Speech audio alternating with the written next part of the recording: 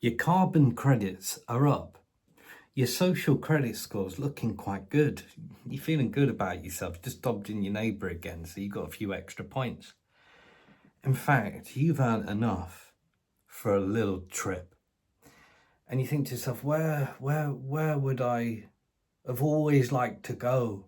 And as a Brit, Australia is one of them places. Good, eh, mate? You think, oh yes, I'd love to visit Australia.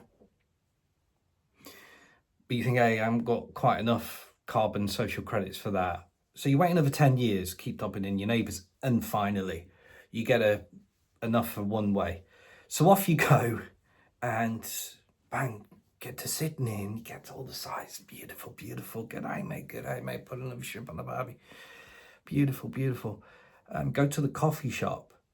I actually forget about it being 10 years ahead. This is today, right? You go to the coffee shop, and the barista says, "G'day, mate. What would you like, mate?" Sorry for the accent. You say, "Oh, a flat white." They do all that, give the coffee over to you. That'll be $12, please, mate. You're like, what?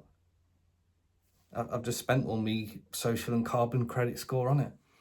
On a serious note, that's what we're looking like. It's being projected. And this is mind-blowing, even throughout all the patterns that we're seeing throughout all the Western countries. And the cost of living crisis and all of that malarkey and all that story, right? Even with all of that and all the crackersness we're getting from that, Australians are going to be paying up to about $12 for a coffee.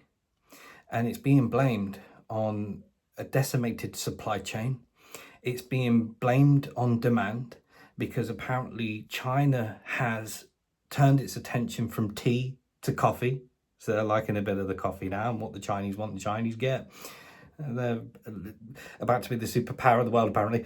Anyway, they dominate. So they've turned their attention to coffee. So that's boosted prices too. But $12 for a coffee. I mean, the big talking point here in the UK are things like £10, £12 pints of lager.